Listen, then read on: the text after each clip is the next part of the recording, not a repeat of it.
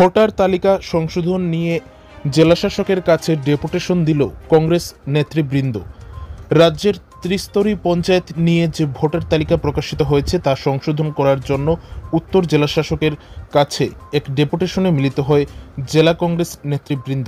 এই ডেপুটেশনে উপস্থিত ছিলেন কংগ্রেসের প্রদেশ কমিটির সম্পাদক চয়ন ভট্টাচার্য, সাধারণ সম্পাদক ইন্দ্রজিৎ পাল, প্রদেশ সহ সভাপতি বাসিত চৌধুরী এবং কদমতলা কুর্তি ব্লক কংগ্রেসের সভাপতি মানিকলাল দাস।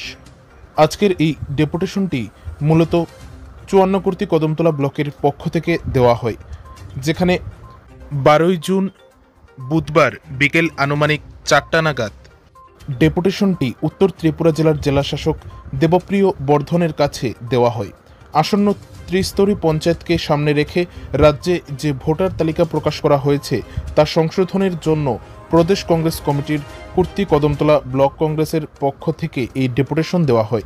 বিভিন্ন গ্রামে যে ত্রিস্তরী পঞ্চায়েত নির্বাচনের ক্ষেত্রে অনিয়মগুলি চোখে পড়েছে সেগুলোকে তুলে ধরা হয় ওয়ার্ড ভিত্তিক এই ডেপুটেশনে। কোথায় কী ধরনের অনিয়ম হয়েছে এবং তা সংশোধনের আবেদন জানিয়ে জেলাশাসকের নিকট এই ডেপুটেশন দেওয়া হয়।